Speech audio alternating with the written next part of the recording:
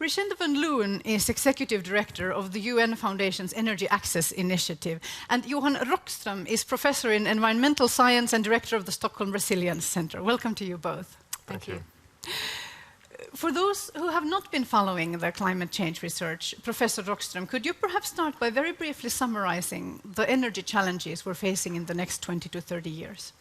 Well, it's a huge challenge, but let me describe it as a dual challenge. The first one is of course what everyone recognizes, that energy is the basis for human well-being. Energy demand will grow with at least 30% over the next 2-3 decades. We're soon to be 9 billion people and wealth is rising. So there's an enormous energy demand side of our challenge, and 70% of the energy provision today is from fossil energy sources. The second side of that coin is the scientific recognition that we need to rapidly decarbonize our economy. In fact, to stand a reasonable chance of avoiding dangerous, if not to say catastrophic climate change, which would undermine a lot of our development gains that we've made over the past 30 years, 50 years, we need to phase out our dependence on fossil fuels, which so far is a challenge that requires enormous amount of political leadership and regulation, and also technological breakthroughs and changes in behavior towards more resource-efficient business models, consumer patterns. So it's this enormous global transformation to a completely new logic of our well-being and our sustainability agenda, which is right at the plate for humanity at this moment. We're talking about catastrophic consequences. Would you dare to be a little bit more specific of what kinds of things that could entail in, let's say, this century? Well, we know that it's predominantly our emissions of greenhouse gases from fossil fuel, burning fossil fuel, that drives emission of greenhouse gases, which in turn is the major cause of human-induced climate change. We're more or less committed to 2 degrees warming, a place where we haven't been for at least 120,000 years. And we know last time we had 2 degrees, we had at least 4 meters sea level rise. We know that we may go even higher on temperature, which would undermine food security, which would put hundreds and millions of people out of livelihoods because they live in low-lying areas, which would be inundated. And we also know that it could undermine a lot of the even wealthy parts of the world because of heat waves and much starker and more serious amplitudes of shocks such as hurricanes and storms and droughts.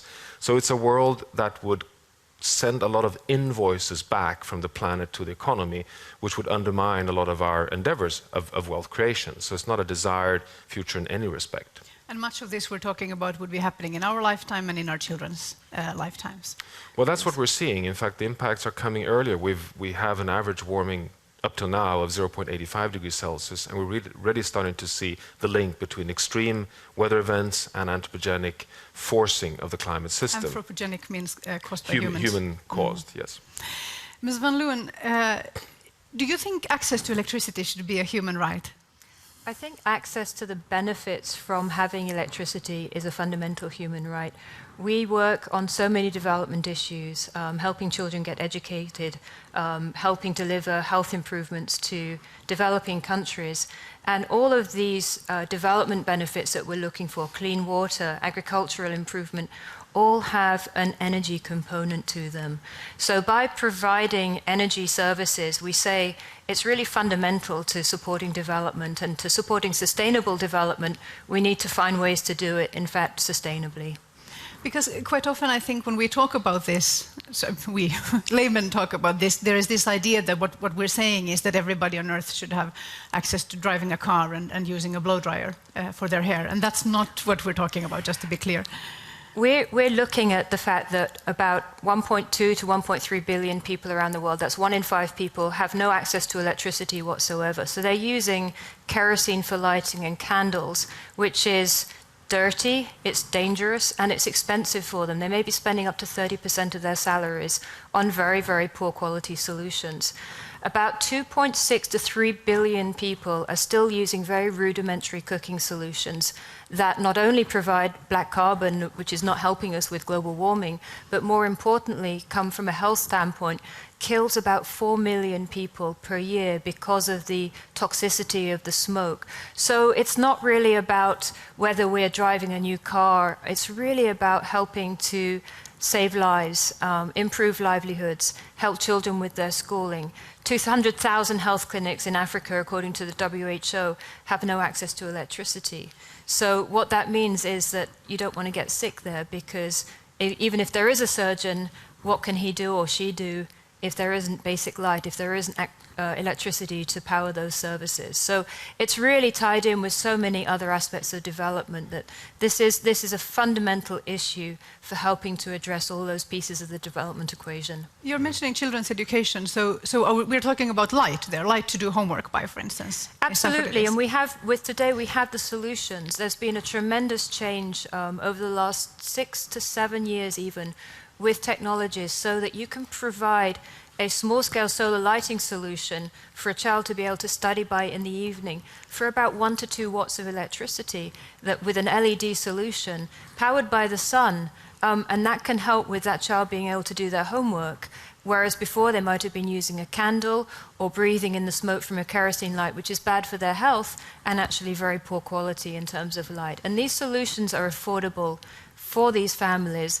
They're better quality, and in fact they can be priced to help with meeting the cash flow of that household with their income today. So there are solutions already out there available. Would you say that there's any conflict at all then between the goal of spreading energy access to all and the goal of combating climate change? Is there a conflict? No. None? None.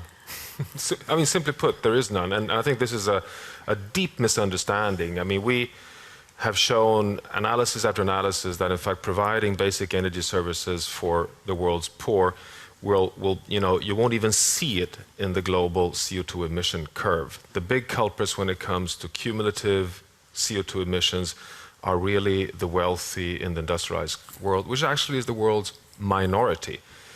The drama is when you've gone beyond the basic stage and aspirations take transition economies into a trajectory towards affording consumption and production patterns which are similar to the European or North American lifestyles, and that then propels large emissions. But one should recognize that the largest sources of greenhouse gas emissions remain largely in the high wealthy consumption patterns in the world. And we can do so much with energy efficiency as well. With these solutions, when you needed a 100-watt incandescent bulb in the past, now with a 1 or 2 watt super bright LED, you can actually provide the same service, the same benefit. So I think we also have to really look at what we can do with energy efficiency, because ultimately it's all about what we use the energy for. It's not about how much energy you have per se. It's really about what you're doing with it. I'm very pleased now that we're in agreement that we can provide this service, and we should, obviously, for the world's poor. But what about the growing middle classes everywhere? And I think, again, in the global north, we're looking at the global south and feeling that maybe people shouldn't be doing the same mistakes we have, while at the same time, perhaps we are unwilling to give up some of our own privileges. How do we start to address this complicated issue? Johan? Well, I would argue that the responsibility is on our side. We cannot point fingers and say that, you middle-class citizens in South Africa, Ethiopia, Brazil, India, China, are not allowed to, so to say, be inspired by the lifestyles that have caused the problems that we're facing. I think the proof of the matter really lies with us to show that we can transition into a sustainable lifestyle while still have very good quality of life, a very good, happy future, and also maintain growth.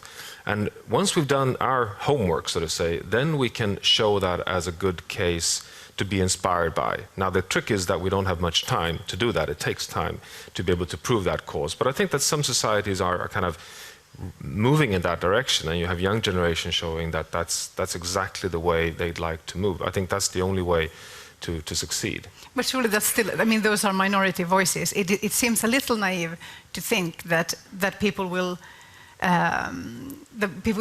go for lifestyle changes that will make their lives less comfortable in the short run. Well, that's the thing, to show that it's not less comfortable. And I think that's, again, the role of innovation, that we can do so much more. We're seeing some of these new solutions where we can leapfrog over some of the solutions of the past. It wasn't that they didn't work, it's that now we have solutions that we need to catalyze and bring into markets and households and communities more rapidly than we've done in the past. And I think that that's where we need a big global push, is to help us leapfrog. And just to talk back to the energy access issue, you know, we have people without any access to electricity. We also have another 1 billion people who have electricity, who have grid, but the grid is very intermittent. And there are investments that can be made in terms of reducing line losses, in terms of improvements in distribution, that can actually address some of the issue. It's not just about increasing the amount of power generation, it's about how we're actually delivering those electrons down the wires to those households and families. So there's a lot we can be doing today that will help improve the situation, even without affecting the climate equation. You know, the reason why it can work is that the energy challenge is perfect from an economic perspective. It has 100% substitutability. For us in this room, we can't make a difference if the heat and the light comes from solar or from oil. It's the same well-being. Of course, we need policy action from above to really fast track. So you need a climate agreement, you need a price on carbon, you need that to create the incentives to start moving fast and at scale. But to start showing that you can have a good lifestyle and a sustainable energy system, I think is a first absolutely necessary step. We could do that potentially, but today it does seem that there's a very strong connection between our standard of living and our carbon footprint. But you're saying that that is not inevitably so. That's certainly not inevitably so. I mean, we can show, Sweden, for one, at least in our domestic emissions, have been able to decouple quite successfully. This came about through a carbon tax in 1990 of 100 euros per ton of carbon dioxide. You ask any economist today, if you would put in place a carbon tax or price of 100 euros, they would call you crazy. But in fact, that was an incentive that spurred an energy revolution in Sweden, away from oil and coal, right into innovative technologies of residual the forest industry to heat cities and apartments and buildings. So, of course, we can show that the decoupling is possible. The challenge is also to couple that with lifestyle changes. That means that our traveling, our consumption patterns also start shifting. And yes. all of our markets today are interlinked. I mean, 5-6 years ago, before we had the economic downturn in Europe, in India, where I'm on the board of a solar company, it was very, very difficult to get smaller size solar panels for use in the small communities. In fact, some of the challenges that we experience in the solar industry in Europe provided an opportunity, because now you have more competitiveness in the market, which means that companies that are trying to deliver some of these solutions to very poor communities have more choice. It brings down the costs, it makes it more affordable for the poor. So I'm just using that point to say that, in fact, we're already very, very interlinked. And some of our choices do have ramifications for the poorest communities, and we should be cognizant of that, and we should really help to support, to make sure that, in fact, we're not neglecting those households, those communities. Putting it in climate change terms, we're also trying to build the resilience of those families, those households, those communities. But does the individual consumer have any power at all? Do my actions as an individual consumer in a country like Sweden, do they affect anything? Or is it only through political action or through community organizing, on a slightly larger level, that I can have an impact? Well, one of the things I would say, and to all the audience, and again, particularly to the students, is we've seen just tremendous entrepreneurial growth in this sector of ingenuity, of different ways, whether it's through different solutions or different ways of packaging the financing for those solutions to help bring some of these energy solutions to poor communities. So I'm really excited by the entrepreneurial growth and spirit in many of these countries that is bringing about this change more quickly. And I would say, first of all, we can educate ourselves, we can support those enterprises, those people who are delivering it, and some of us can actually be the entrepreneurs and be that answer ourselves. You know, it's a combination. I mean, just think of the absolute plausibility of the European Union deciding that we have an emission trading scheme for carbon dioxide, it has collapsed, but let's put a floor of 30 euros per ton of carbon dioxide. We don't allow the price to go under 30, and then we allow it to oscillate above that on a market. That would spur probably an exit from coal quite rapidly. Coal would simply not be an attractive option any longer. If you combine that with opinion at large scale from citizens that start truly moving towards public transport, towards wind, Every household in Sweden can today choose wind as their source of energy and electricity, every one. And to spur that pressure from below and political leadership from above could actually create a transition. So you have to do it, combine leadership from above and pressure from below. Let's continue talking about this. Just let's add 2 more guests, please.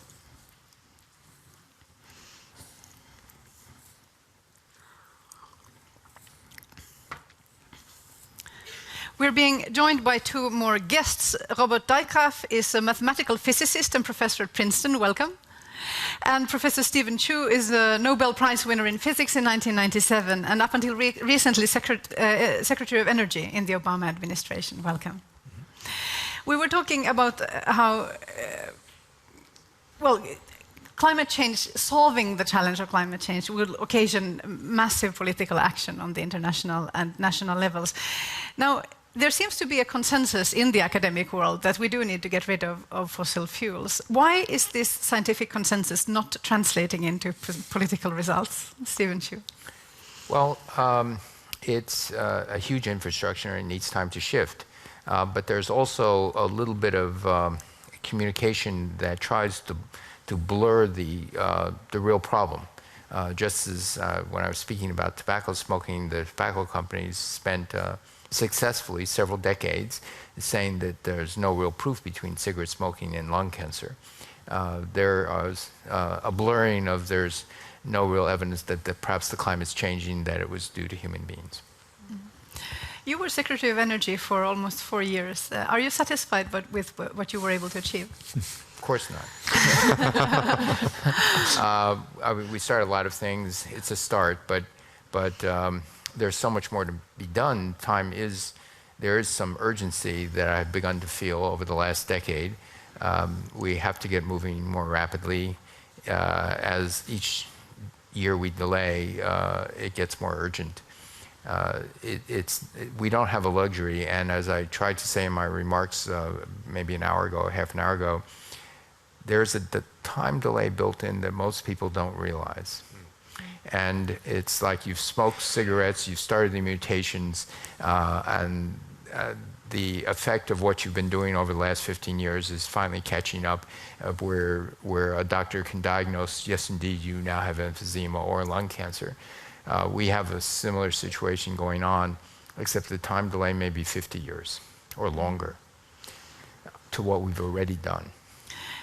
And the scientists, I wonder, is the scientific community focusing on the right things? Well, I think we are definitely have a great focus, I think, within the scientific community, but perhaps even more important, I think, compared to, say, the situations 50 years ago dealing with lung cancer, that we have now in general populations that are much more aware of the science. They are, I think, more involved. I'm in general kind of optimistic about the possibilities to involve citizens. They almost start to think like scientists. Sometimes they are perhaps a bit too skeptical, but at least there's a healthy dialogue, and it's much more, I think, difficult to be optimistic about how politicians are dealing with it, because they're sometimes in a very tough situation. But I think both corporations, actually, citizens, consumers, and of course also scientists themselves, and particularly I think the younger generation. What I see if I talk to students, I notice that they are much more focused on these issues. Often they come in and say, I want to be involved with climate change, I want to do something in energy. Much more that, and then they say, I want to be a chemist or I want to be a physicist. So I think that actually is very positive, that we are in some sense reorienting the academic world also around the big issues. Although sometimes it could be a long way to develop the technology, and we want people also to go in deep into the technical matters. But I feel we have more conscious efforts to relate to these issues. Professor Chu? Picking up on that, I see a lot of people in their 20s and their 30s. They don't own cars. They live and work in cities. Their dream is not to commute an hour each way and live in a house in a suburb. Do they think they're sacrificing their lives? No. They think it's a better lifestyle to live where I work. Why should I spend 2 hours a day throwing my life away commuting? So it's a change of lifestyle. It's certainly a decrease in the use of energy, but it's not viewed as a sacrifice. It's just being viewed as a better use of my time. And it's more exciting to be living in a city than 50 miles away, 80 miles away in the countryside. So this is a good thing. Johan Rockström.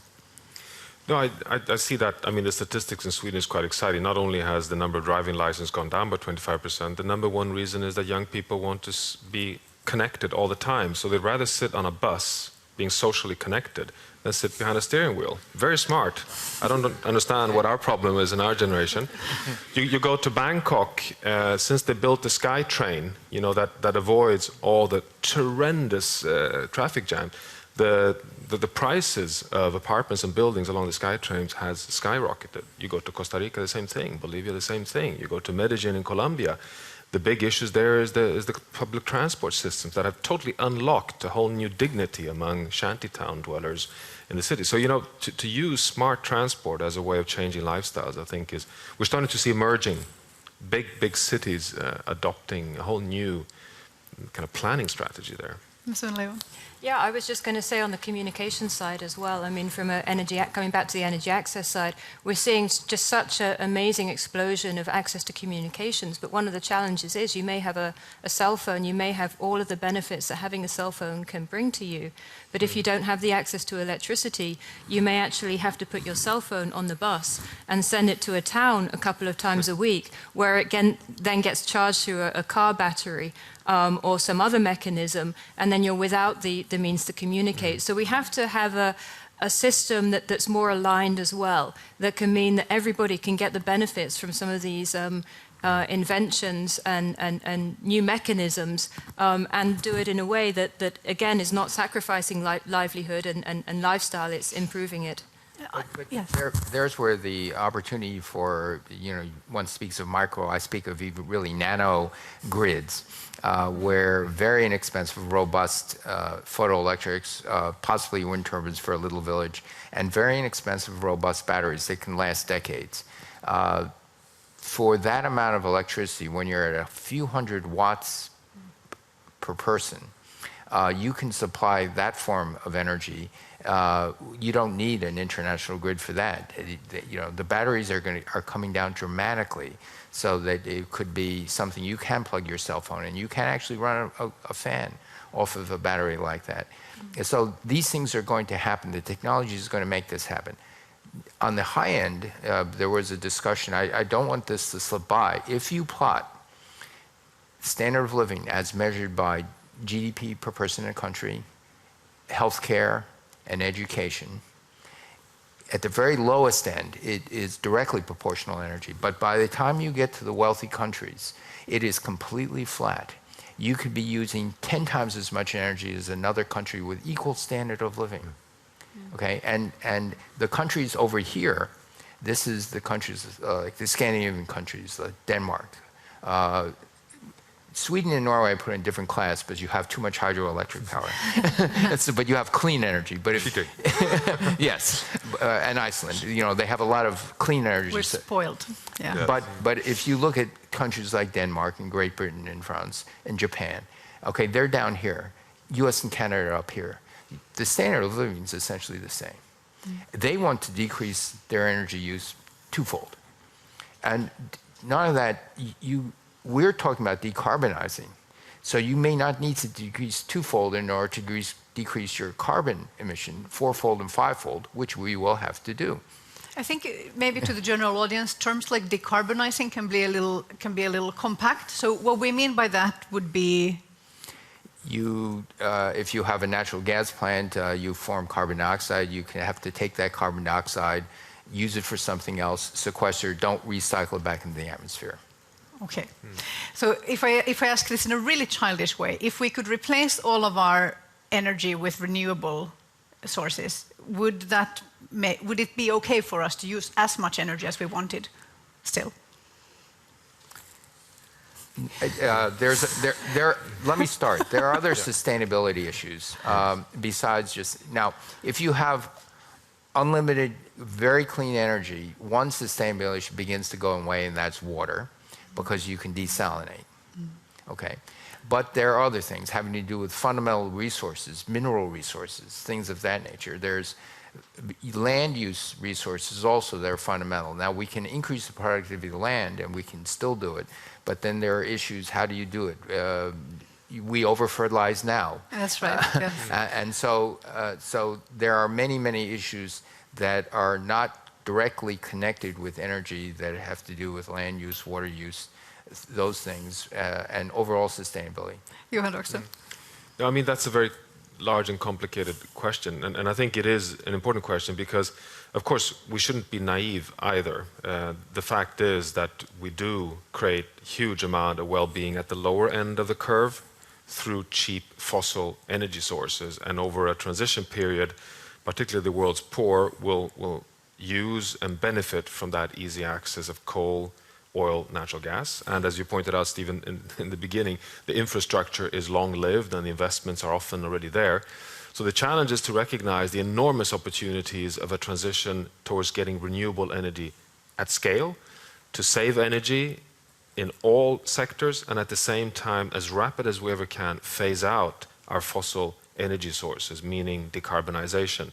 And I mean, most scenarios show that this is possible to do by mid to the second half of this century. So it's not as if we can just shut down the world tomorrow, even if science indicates that you would have to do it to avoid some of the great investments in adaptation that we will have to do otherwise. Potentially within 40 years. Yes, I mean, I think most scenarios, the Global Energy Assessment, the IPCC, even the International Energy Agency shows that, you know, we have a possibility with current knowledge to transition into a world that can stay under 450 ppm, which gives it a chance of staying below 2 degrees, while still, and I think this is what this conversation is so important, while still delivering on human well-being. It's not this enormous sacrifice, it's actually a transition towards a more desired, healthy and clean and probably also democratic future. I was just going to say that simply, you know, we're looking at future projections, but there's so much more that we can still do today with the renewables as they are today. When you're putting a solar system onto a small health clinic, that means that a woman who's going through childbirth, in fact, the doctors or the midwives or the nurses can see and can save her life if she experiences difficulties. You know, what kind of a price can you put on that? We can do so much more with what we already have with the technologies today, and it's not going to cost as much as people tend to think it will. There's a cost already in terms of human life, in terms of human suffering from not doing these things. So there's tremendous development benefit and improvements in human well-being that we can address today without looking at what we can or we can't do in the future. So I'd like to keep that idea of justice with us in this conversation as we continue the standard of living for whom, for instance. But I'd also like, and I know scientists don't like to speculate, but could we be a little bit more specific about the timescale of action? Let's say that, I mean, a very good thing would be for the Earth not to get warmer than that 2 degrees. So that means we would have to do these changes within, let's say, the next 40 years. What do we have to do now? What will needs to happen within 10 years? Well, the real expert is sitting here, but I think, for one thing, just within our academic world, I think we can focus much more, and I'm really talking a bit from the perspective of the scientists themselves, the scientific community, make clear that actually this is part of our task to be dedicated to this. Train the next generation to be focused on this. Bring the various kind of disciplines together around these issues. And I think that's something that we are only doing in small steps. So I think that already makes a terrific change. And then, of course, there are the very concrete research that we can do, and which, again, also very important that we have the funding dedicated to that, so that we can actually build the research programs and the labs that we need for that. I think I've had to move several times in my career, and in every house that we moved to, I've re-insulated sealed windows, changed the lighting. And the most recent house, their electricity bill went from about $120 a month to about $40 a month. we don't walk around in the dark. We just don't use a kilowatt worth of incandescence in a room. LEDs in very crucial places. LED nightlights, by the way, are perfect for stumbling around in the dark at night when you're raiding the refrigerator. You don't have to turn on things. Sealing up, there's a ceiling fan. Sealing up the ceiling fan during the winter is a very modest thing. Things like that you can do, and I used to do that even long before I knew about climate change because I'm fundamentally cheap. I hate to waste money. And if you decrease your utility bill by $1,000 a year or $1,500 a year, it works for me. And you could spend the money you've freed there, you could spend it on upgrading, for instance, your technology to greener versions. Insulation is a wonderful thing. The house is cooler in the summer, it's warmer in the winter. But now we're only talking about essentially about individual level changes. So what is the role of global policy decisions here? Johan Rockström. Well, I mean, to be very clear, the global emission curve of carbon dioxide has to peak within the next 5-6 years. I mean, basically, we need to bend the emission curve in the window 2015 to 2020 to have a chance to avoid going beyond 2 degrees. Now, this is a tremendous challenge, given that the curve is still rising, along that exponential trajectory. And I cannot see any other way of enabling that curve to bend without a global climate agreement in Paris in December 2015. And that agreement simply needs to have all the nations on board agreeing on a pathway towards emission reductions, which is, in the scale of between 3 to 5% per year for nations like the US, the Netherlands, Sweden, while allowing for increases in the developing world before transitioning sometimes in 2020, 2030. And because we have the technology to do it, the agreement locks nations politically and can then be combined with incentives such as a carbon price or some kind of cap and trade system. And I don't know if you think, Steve, that's at all plausible in the US, but I don't think we can see any other trajectory to enable, to unlock all these attractive solutions that we've been discussing here. Do you all agree that this needs doing now, next year, that we need to sign that paper? I'll say that we absolutely need a price on carbon to start as soon as possible. It's going to have to grow and give transition, but some time to transition, but we absolutely need a price on carbon. And what's fascinating is actually that more and more companies are actually even advocates for that, and they are already thinking in terms of their internal scenarios. And so I feel in some sense both the general public, many people in industry, and a sizable fraction in politics are moving in that direction. So that I totally agree. That would be a terrific first step. And to actually go into that, what he means is that there are major companies carry on their books when they make long-term internal investment decisions. What they're saying, there's a we'll make a decision and there's $40 price on carbon. Okay. If let's say Shell Oil Company or ExxonMobil or someone makes a decision, we have a price on carbon. And so they're acting that way already, expecting someday there will be a real price. But in the meantime, because we're going to have a price on carbon, let's act that way now because it's actually better, prudent financial decision to do that.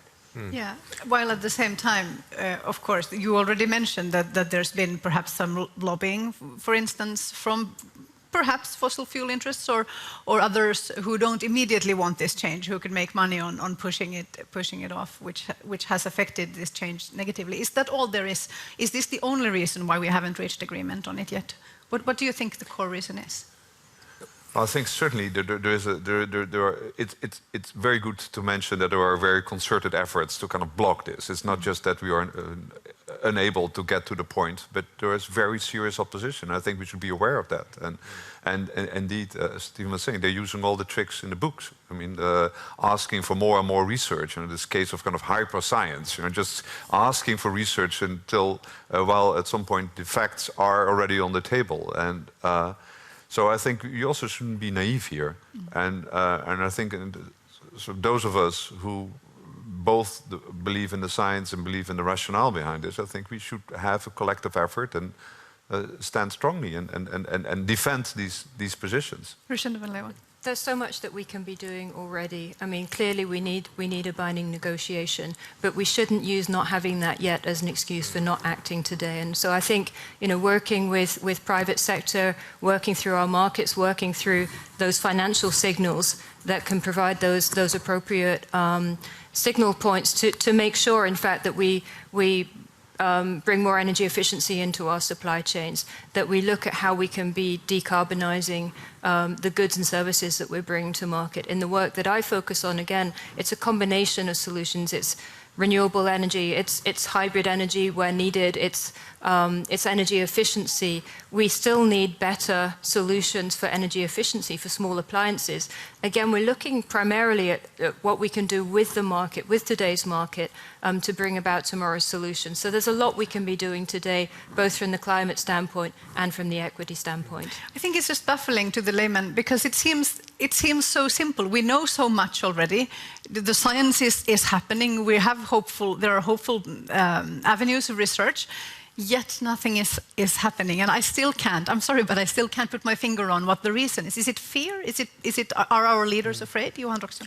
No, but there are, of course, some additional complexities here. I mean, just to add two. I mean, one is a bit controversial, but I feel strongly that the political leadership is lacking to a very significant extent because they're misinformed. They're simply not seeing that the big industry in the world is largely ready to move, and they simply misjudge opinion. So there's a mismatch between those who sit in the negotiating rooms believing that they should defend status quo because the only recipe they know to have a GDP-based growth is to stay put in the boat, while in fact big companies like Volvo AB in Swedish just announced that they from next year are not only the world's largest builder of buses, they will not any longer build any buses that will go only on fossil fuels. These are big steps where Karl-Henrik Svanberg, the chair of British Petroleum, announces that it's not reasonable that we pollute the atmosphere at no charge. We're ready to go for a carbon price.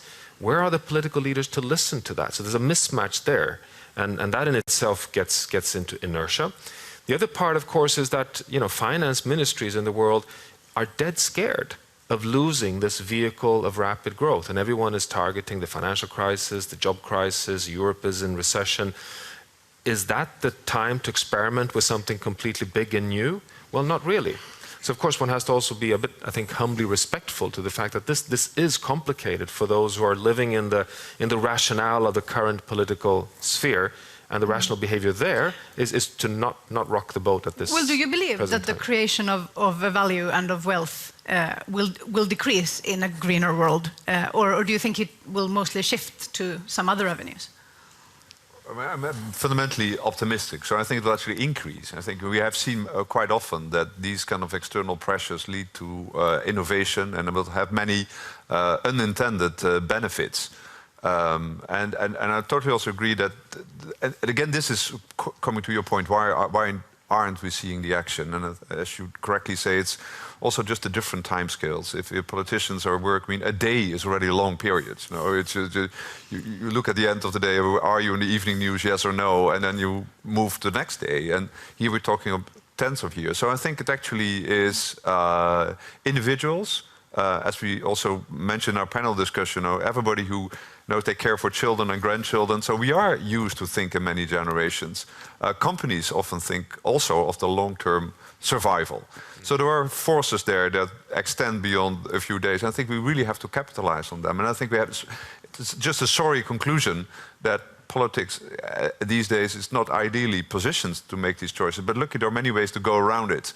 And speak directly, I would say, act as a consumer, act as a parent, act as a supervisor of a student. There are many ways in which we conversations as well, of course. Exactly, and I think actually, to be honest, also the media can play a terrific role here, because there is such a need of information, and people want to be engaged. And I think we'll live also a terrific time that actually this global issue, we can actually have a global conversations about it. People are tuned in and they do see what's happening on the other side of the world. I think that's absolutely unique. We never had that before, that we actually are witnessing in real time these issues. We're running out of time, but I'd like to ask you a personal question at the end. When I speak to people who are well informed about climate change, they often, and I ask them how they privately feel about about our chances, they often say that they're terrified.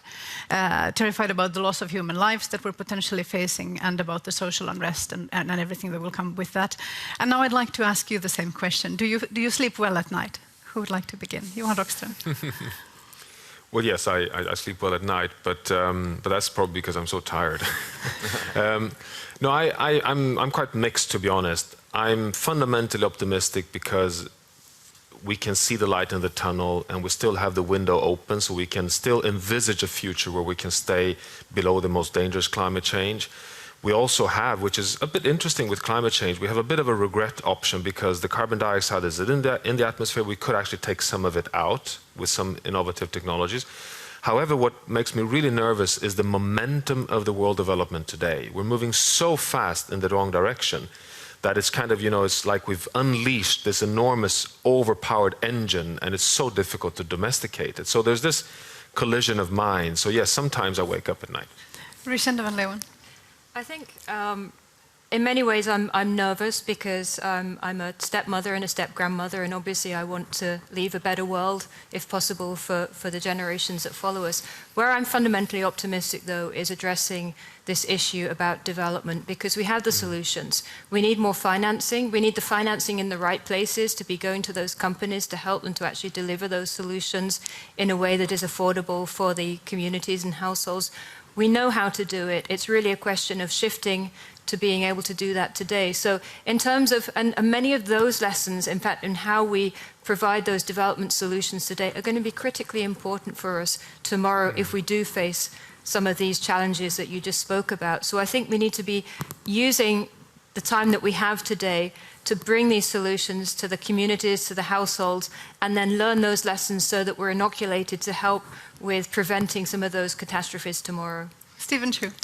I'm very nervous, but I haven't given up. I think I agree. The momentum is huge. Most of society either wants to say, this is not my concern, it will be settled by an international treaty, or it will be settled by companies. I will go back to each and every one of us should also say, no, this is my concern also, privately. You've said several times in listening to this, and this is not really my concern, it's the concern of my government. You didn't actually say it in those words, but I think, so especially the young people here, you'd start in your own lives, in your own homes, in your own way. You use your car if you have a car. If you don't have a car, bravo, don't think of getting one. My wife is pressuring me into getting a car. We're a one-car family. I'm resisting because I ride my bike to work. When in boiled water, I put the lid on the top. Those seem like silly things, but if everybody did things like that and cut their energy bill in half, that actually changes the world. Hope through action. It changes the world if everybody takes it seriously, and it sends a message to their elected leaders, which is the most important thing, that they really care about it.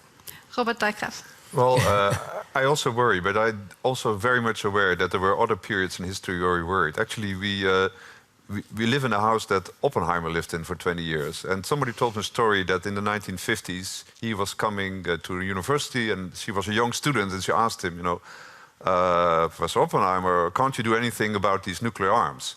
And his answer, well, you should do something about it. And so I'm very much aware that there were other periods in our history which were very tense. People were very much worried.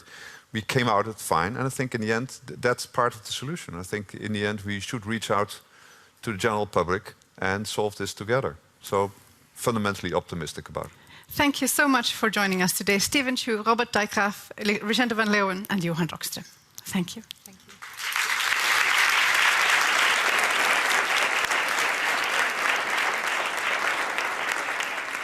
Vi ska fortsätta prata om framtidens utmaningar och om omställningen från fossila bränslen till förnybar energi. Men först ska vi få ett smakprov av det som sagts här på Nobel Week Dialogue under dagen.